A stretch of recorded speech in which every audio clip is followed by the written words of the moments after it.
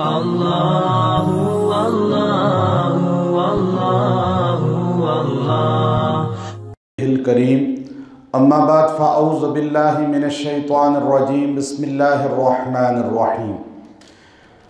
آج ہمارے ملک کے اندر ایک وبا بیماری بہت کثرت کے ساتھ پھیل گئی ہے جسے ڈینگی کہا جاتا ہے، اور بہت بڑی تعداد مرد اور خواتین کی اس کا شکار ہو چکی ہے۔ اب لوگ پریشان ہوتے ہیں، اکثر اس کے متعلق بار بار پوچھتے ہیں کہ ڈینگی کا قرآنی علاج مجرب کون سا ہوگا، چونکہ نئی نئی بیماریاں ہیں۔ اب یہ وبائیں جو پھیلتی ہیں اور نئی نئی وبائیں پھیلتی ہیں، زمانہ قدیم سے چلا آ رہا ہے اس طرح کہ ایک زمانے میں طاعون پھیلتی تھی، اور طاعون ایسے پھیلتی تھی کہ اس کا شکار ہزاروں انسان ہو جاتے تھے۔ آپ صلی اللہ علیہ وسلم کے زمانہ میں یہ وبا تھی۔ آپ صلی اللہ علیہ وسلم نے منع فرمایا کہ طاعون جہاں ہو وہاں داخل نہ ہو، اور جہاں پر طاعون پھیل جائے وہاں سے وہاں کا مقیم باہر نہ نکلے، چونکہ پھیلے گی یہ۔ بڑے بڑے صحابہ اکرام اس کا جو ہے لقمہ بنے۔ سیدنا معاذ بن جبل رضی اللہ عنہ مفتی امت ہیں، آپ صلی اللہ علیہ وسلم کی زبان نے آپ کو مفتی اعظم امت کا قرار دیا، اور آپ طاعون کی وبا میں انتقال فرمایا، اور اس طرح دیگر صحابہ اکرام بھی۔ تو بیماری جو ہوتی ہے اللہ کی طرف سے بعض اوقات انسان کے درجات کی مغفرت کی جو ہے باعث بنتی ہے، درجات بلند ہوتے ہیں، اور بعض اوقات انسان کی پکڑ کا باعث ہوتی ہے۔ اب انسان کا تعلق اگر بیماری میں اللہ کے ساتھ جڑ جائے تو وہ قرآن حکیم سے اپنا تعلق جوڑ لے، توبہ استغفار کے ساتھ اپنا تعلق جوڑ لے، تو سمجھ لے کہ یہ اللہ کی طرف سے مجھ پر انعام ہے کہ مجھے بخشنا ہے اللہ نے۔ موت بھی آ گئی اس میں تو انشاءاللہ کامیاب دنیا سے جائے گا۔ اب یہ ڈینگی جو بیماری ہے یہ اتنی انسان کے اندر خوف پیدا کر دیا گیا ہے، ہمیں اتنا ڈرا دیا گیا ہے کہ ڈینگی ہو گیا بس آپ نے مر جانا ہے، اب انسان مر جاتے ہیں۔ اب یہ دماغ انسان کا، دماغ کے اندر ایک حص ہوتی ہے جسے آپ اردو میں چھٹی حص کہتے ہیں، اور تمام اطباء جو خاص طور پہ بالخصوص طور پہ دماغ کے ماہر ہیں، ڈاکٹرز، وہ یہ بات واضح طور پہ کہتے ہیں کہ دماغ کے اندر ایک غدود ہوتی ہے، اس غدود کو اردو زبان میں سمجھانے کے لیے چھٹی حص کہا جاتا ہے۔ جب انسان ڈر جاتا ہے تو وہ انسان کے پورے جسم کے اندر وہ چیز منتقل کر کے اس پہ حاوی ہو جاتی ہے، اور انسان ہمیشہ مرتا جو ہے وہ ڈر کی وجہ سے ہے، خوف کی وجہ سے مرتا ہے، ورنہ سانپ کے کاٹنے سے بھی کوئی نہیں مرتا، ورنہ گولیاں لگنے سے بھی کوئی نہیں مرتا، تلوار مار دینے سے بھی۔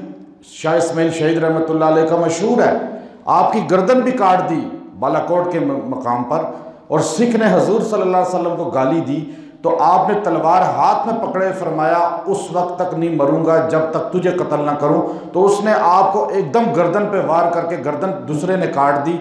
آپ بغیر گردن کے اس کے پیچھے 1 کلومیٹر تک بھاگ کے گئے ہیں اور اسے مارا، وہاں ان کا دھڑ دفن ہے۔ انسان خوف سے مرتا ہے، ورنہ سپیرے سانپوں کو پکڑ لیتے ہیں اس طرح اور ان کے ساتھ کھیلتے ہیں، زہریلے سانپوں کے ساتھ، یہ نہیں کہ زہر نکال کے، اور پھر پکڑ کے اس طرح زہر نکالتے ہیں ان کا۔ ہم دیکھتے ہیں وہ سپیرے ہماری طرح کے ہیں، یہ نہیں کہ کوئی اللہ کے ولی ہوتے ہیں، ولایت بھی اس میں نہیں ہے، اصل دماغ کے اندر ایک غدود ہے، حص ہے، خوف کی وجہ سے ان کے اندر سے خوف نکل گیا تو وہ سانپ کو پکڑ لیتے ہیں۔ میں نے جنگل میں افریقہ کے دیکھا، حبشی اس طرح جانگیہ پہن کے ایک خنجر لٹکایا، اور ایک طرف دوسری طرف ایک اور خنجر نما لٹکایا، شیر کا شکار کرتے ہیں، شیر کو گھیر لیتے ہیں، 2-3 اسے گرا لیتے ہیں۔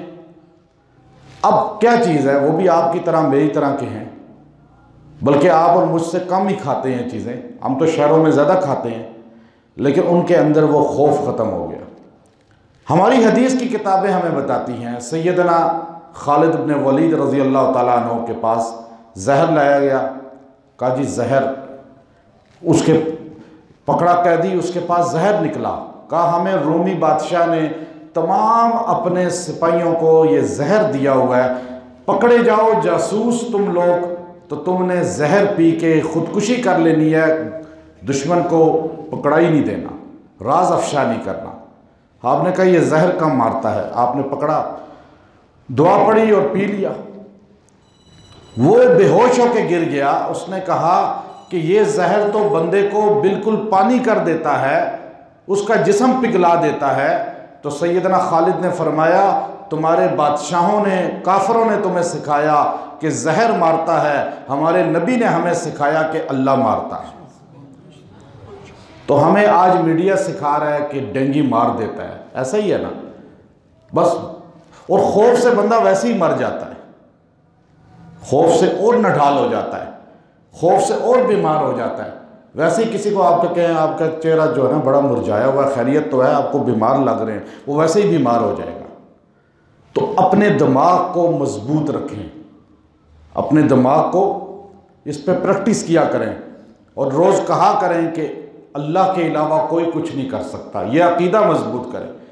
جس کا بھی عقیدہ کمزور ہے نا اللہ سے، یاد رکھیں وہی بیمار زیادہ ہوگا، وہ ذرا بیمار ہوگا نڈال ہو جائے گا، وہ کہے گا جی بس میں تو گیا۔ اللہ سے ہونے کا یقین پہلی بات۔ دوسرا اس کا علاج، بڑا خاص علاج ہے، اللہ نے ہر چیز کو قرآن پاک کے اندر علاج رکھا ہے، ہر چیز کا۔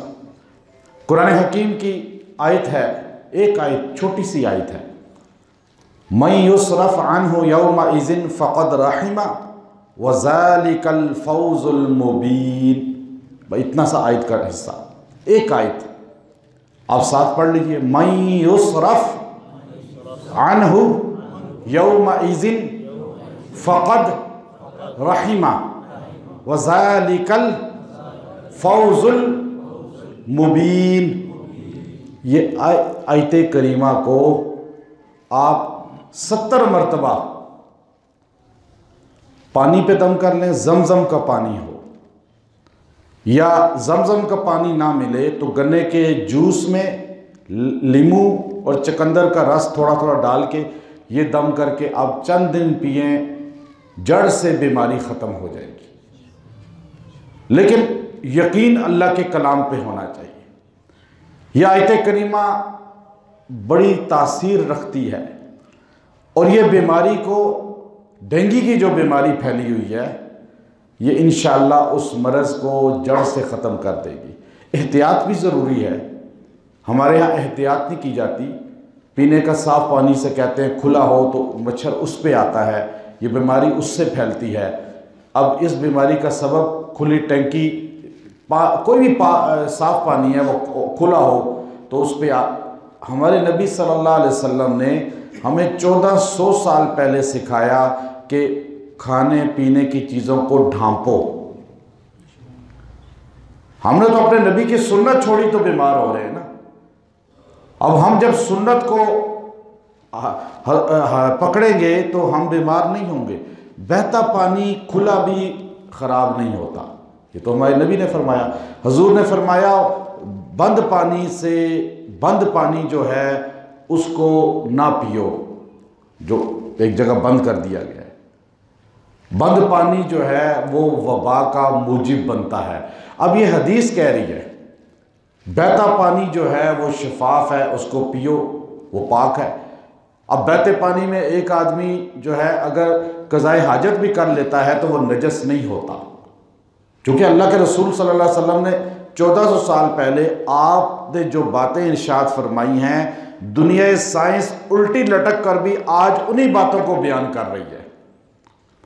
تو ہم مسلمان ہیں، ہمارے مسلمانوں کو پتہ ہی نہیں ہے کہ ہم اگر بسم اللہ الرحمن الرحیم پڑھ کے ہر چیز کھائیں گے تو بیماری ہی نہیں آئے گی۔ ہم بسم اللہ ہی نہیں پڑھتے کھاتے ہوئے، ہم پانی کھانے پینے کی چیزیں ڈھانپ کے رکھیں گے تو ہمارے گھر میں کبھی ڈینگی آئے گا ہی نہیں۔ دیکھیں نا، آپ اس پہ عمل کریں، آئے گا ڈینگی؟ آپ رات کو دیا بجھا کر سوئیں، آپ صلی اللہ علیہ وسلم نے فرمایا کہ آگ بند کر کے سو، ہیٹر نہ چلاؤ، چولہا بند کر کے سو، آپ کے گھر میں آگ لگے گی؟ دیکھیں حضور صلی اللہ علیہ وسلم نے پہلے فرمایا کہ یہ شیطان جنات جو ہیں یہ چوہا بن کے، چھپکلی بن کے، شکلیں تبدیل کر کے گھروں میں داخل ہوتے ہیں اور مسلمانوں کو نقصان دینے کے لیے کبھی بجلی کی وائر کو ڈس لیتے ہیں، کاٹ لیتے ہیں تو وائرنگ کا وجہ سے گھر میں آگ لگ جاتی ہے، کبھی ہیٹر کو جو ہے اس طرح، اور کبھی کسی اور طریقے سے۔ تو آپ گھروں میں اگر سنت کی پابندی کریں گے تو وہ مسئلے ہی نہیں ہوں گے۔ تو ہم نے اصل میں اپنے نبی کی سنتیں چھوڑ دی ہیں بیماریوں کے وجہ۔ انشاءاللہ ڈینگی کا علاج یہ اللہ رب العزت نے رکھا ہے، اس کو آپ عمل کریں، اور یہ پانی آپ نے 21 دن پینا ہے، یہ جو عمل ہے 21 دن کا، اللہ انشاءاللہ شفا دے گا۔ وآخر دعوانا ان الحمدللہ۔ اللہ اللہ اللہ